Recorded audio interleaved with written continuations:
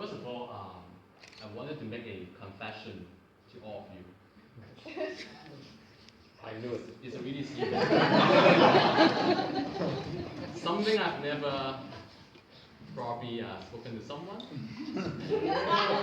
You know, you really need a lot of courage to do that. So, which is, I am a biologist. We know that.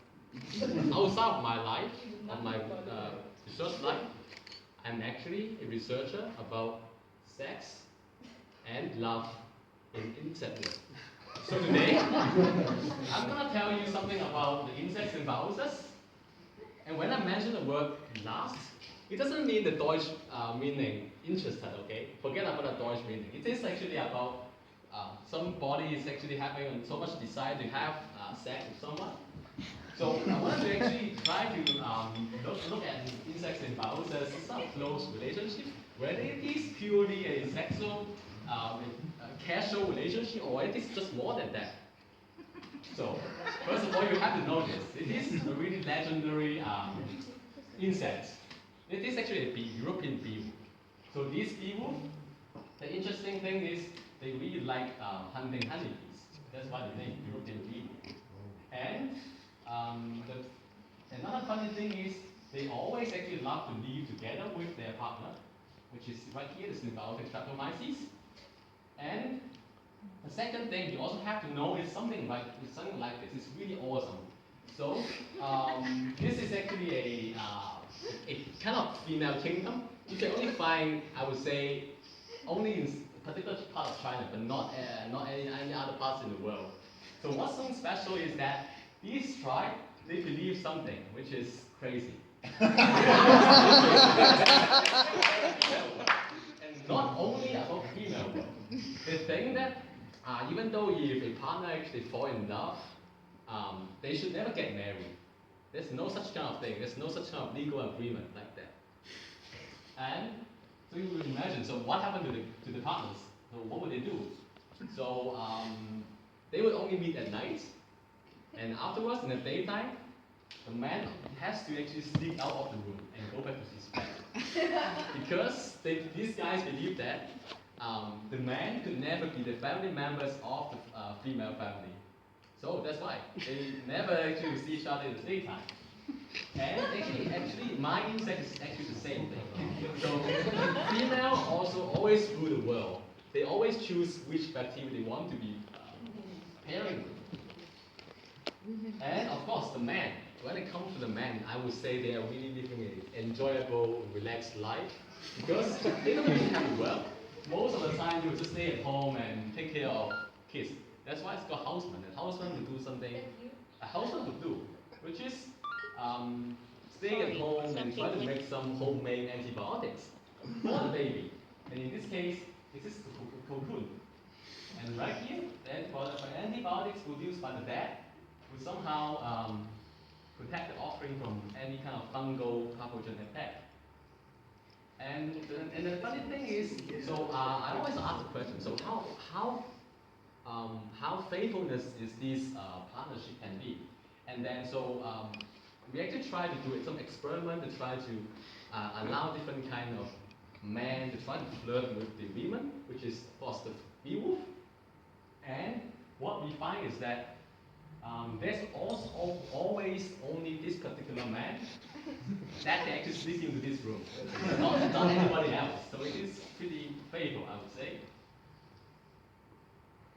But how long lasting can this relationship can be? That's the next one I would like to ask. So so it all depends on these two partners, whether they want to have something like casual or they want to have something more emotional attachment. So when it comes to emotional attachment, then you definitely have to know about this. I suppose all of you know. If you don't know, then you shouldn't raise your hands, okay? It's a shame not to know about this story. So of course this is a very famous movie called Titanic, and where Jack and Rose they are made to be a couple. But then fortunately these guys Jack actually in the end has to sacrifice his life just to save his lover. And And even though afterwards Rose at some point of life is married to another man, but in the end, her memory is always pop up with her happy moments with Jack. Though in the end, this is only something in a dream, but it never really come true. So going back to the symbiotes, so what happened to the symbiotes when they actually engage in a really emotional attached relationship? So what would be the consequence? So here is actually the highly reduced genome of the symbionts. So you can see, compared with the free living ones, they're pretty huge, right? And so through this long-term evolutionary process, somehow they try to lose some of their abilities. Because imagine if you are emotionally attached to someone, you would try to rely more on he or she, right?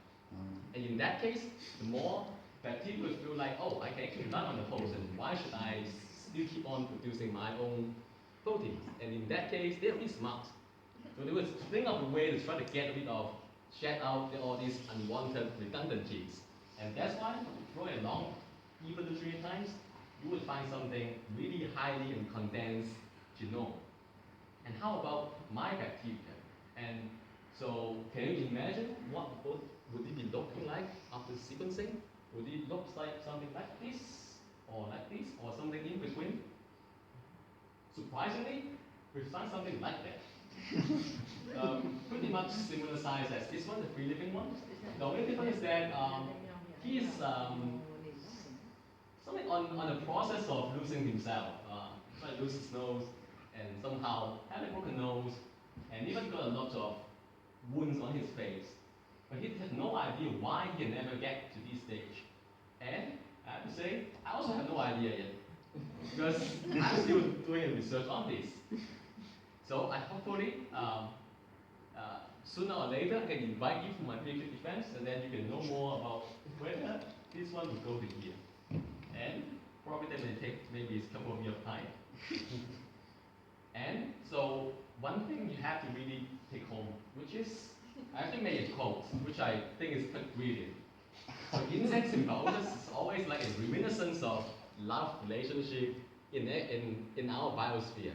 And they actually exist way earlier than human love. So wherever there is life, there would be lust, love, and even commitment. Thank you.